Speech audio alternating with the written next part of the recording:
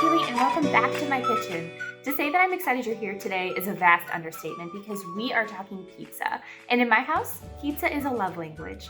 We make this pizza dough every single week. We've been making pizza together for years and years now. I'll tell you more about that later. But for now, I would love if you could please subscribe to my channel right below, and let's get started. I have one question for you. Are you the kind of person who's always wanted to make a bread or a pizza dough, but you never did because there was yeast in it and that scared you? Yeah, that's what I thought. I cannot tell you how many people have said that to me, and it makes my heart hurt because if you follow 3 simple rules with yeast, you will have beautiful bread, beautiful pizza dough every single time. The first thing to keep in mind is the temperature of the water. So when you wash your hands, it's hot water, right?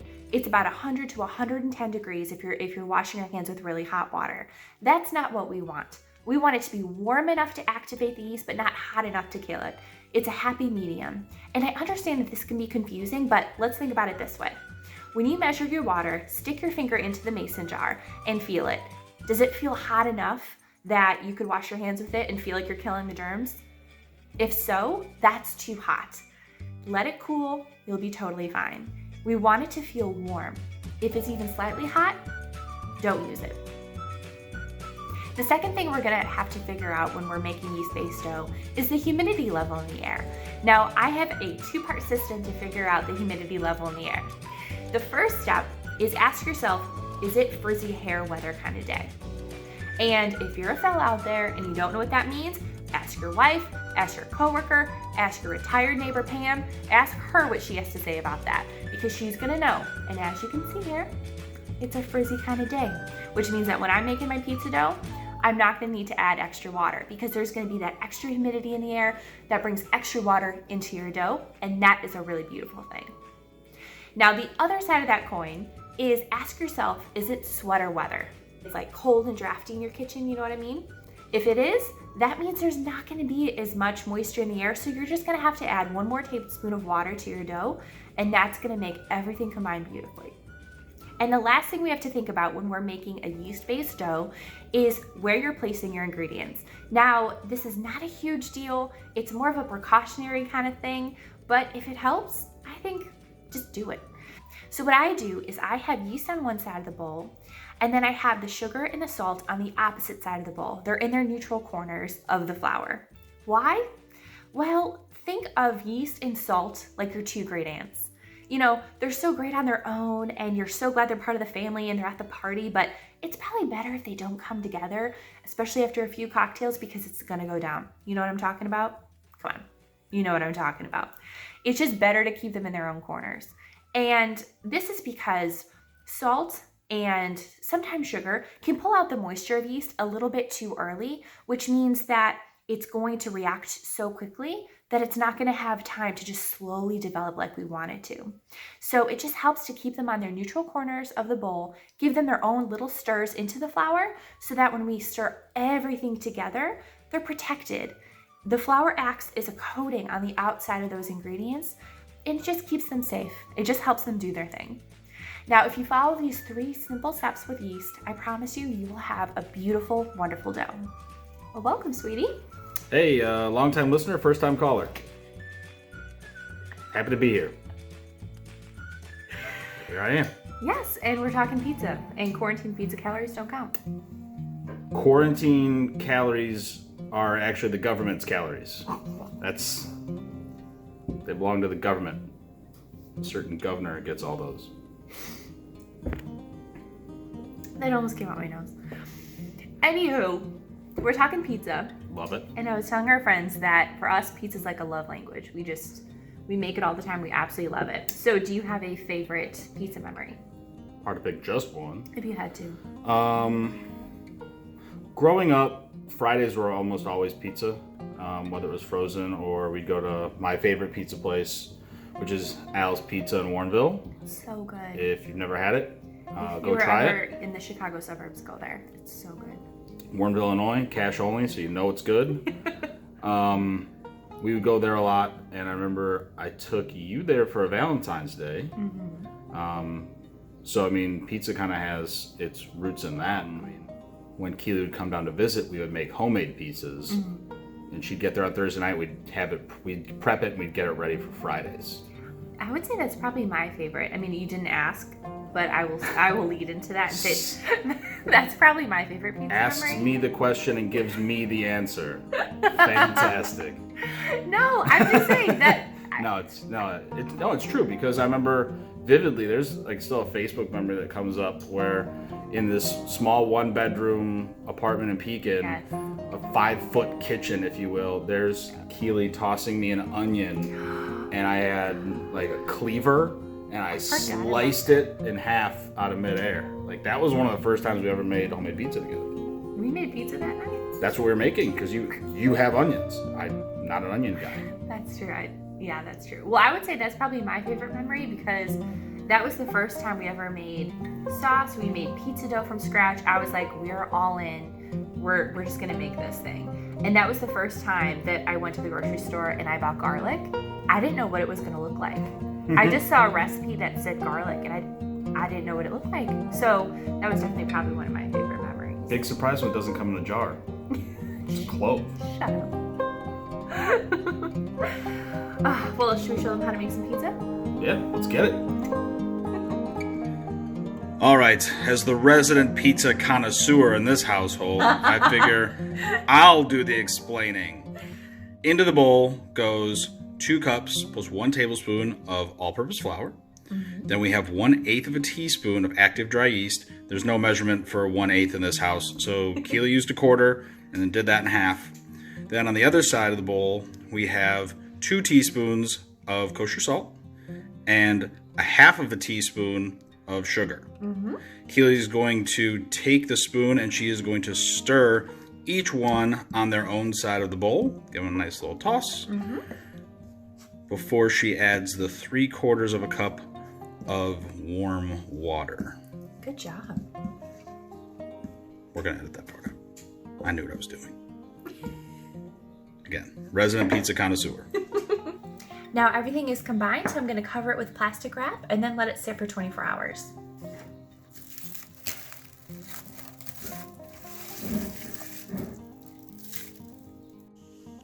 Well, I thought ahead and I made this dough last night.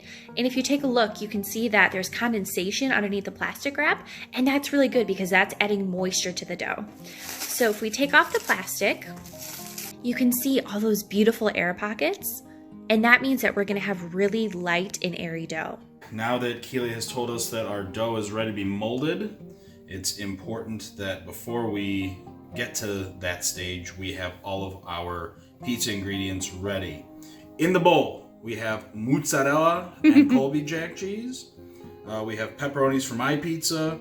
Then we have Parmesan cheese, goat cheese, and herb and garlic oil that Keely's going to use instead of pizza sauce. That onion thing that I don't mess with. That. And then over here, Keely's come up with a contraption to get the moisture out of the mushrooms. Yes. If you don't take the moisture out of the mushrooms before they go on the pizza and it goes in the oven, all that moisture is going to pool on the top of the pizza. And I hate soggy things. And it's just going to go right into the crust and it's going to make everything soggy. So you need to make sure that they're dried out. Yeah, so you could cook them ahead of time, but I've just found that this method works really well.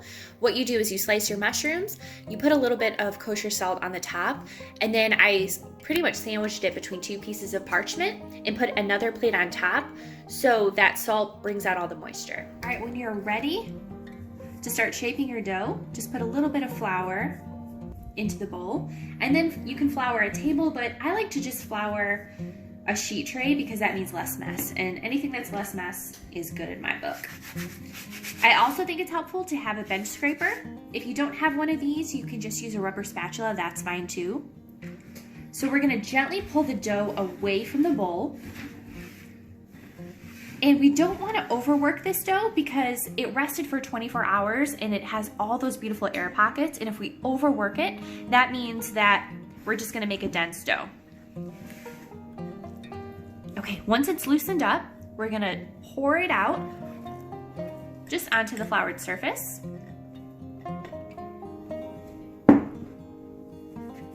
Add a bit more flour because it's going to be a very sticky dough.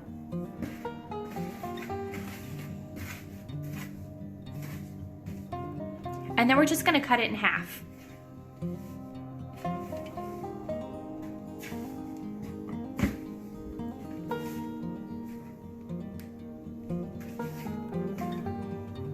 So to shape the dough, we're just gonna slowly bring it in together and then move your hands until it gets shaped into a circle. So you're gonna cup your hands and push it into the dough.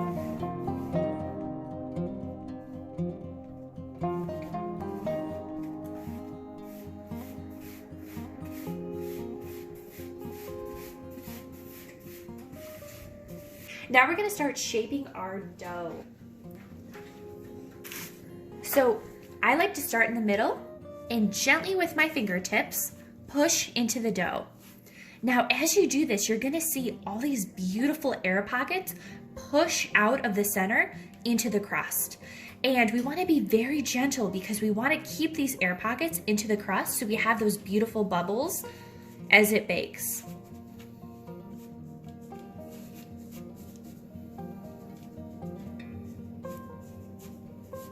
This dough is gonna feel so soft.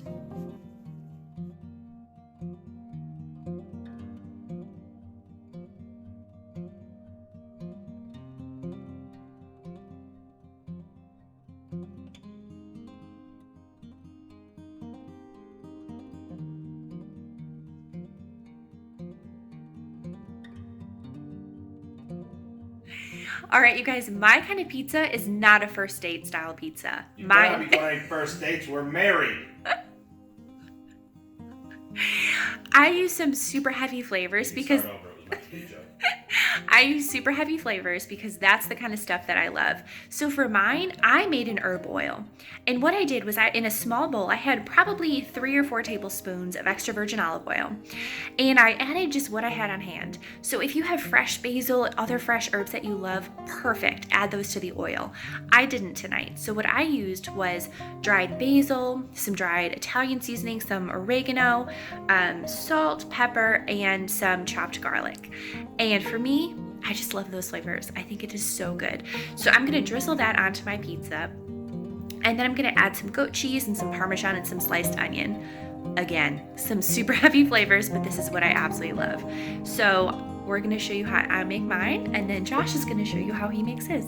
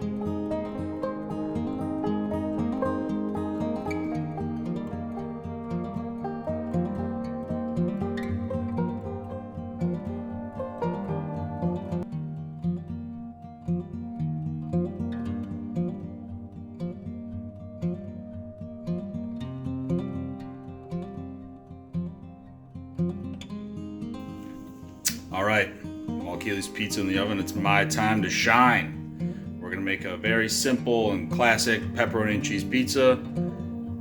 I'm a simple guy. I like simple things. I like watching my Bears on Sunday.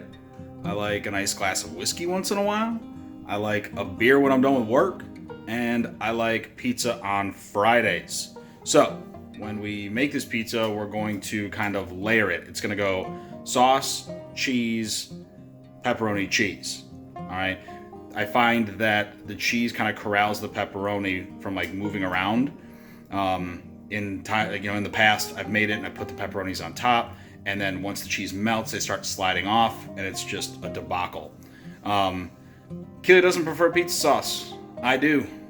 To quote a great philosopher, a man without sauce is lost. But it's important to not get lost in the sauce. that was actually Gucci Mane. Don't worry about the ice cream cone tattooed on the side of his face. The man knows what he's talking about. So, pizza sauce, cheese, pepperoni, cheese, and then I'm going to take some Italian pizza seasoning. I'm going to season the crust. I really like biting into that crust and getting like the Italian seasoning. You know, you get these frozen pizzas and everything else, and the crust is kind of just like, it's there. All right, so we're going to make it taste good on top of it. So, time to turn the hat around backwards. Let's build us a pizza.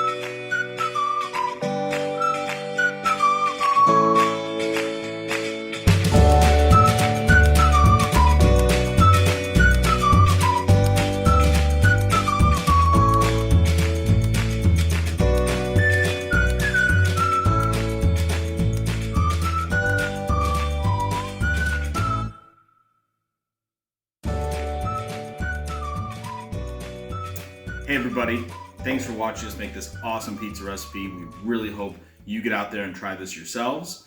Make sure you like, share, and subscribe to this channel, and make sure you comment below with your favorite pizza toppings that don't include pineapple, because it doesn't belong on pizza. But if you'll excuse me, it's time to dig in. See you next time. You guys, I was right. Do not make this pizza on a first date. If you're not on a first date, make this pizza. It is so freaking good. All right, look at the crust. Do you see all those beautiful air pockets? Do you see how light but still crunchy that is at the same time? That's because we were delicate with the dough, and that's exactly what you want. I just can't believe how good this is. All right, you guys, if you want the full recipe, be sure to go to my website, which is fromscratchwithloveexo.com. And until next time, be sure to just keep living life from scratch. Bye.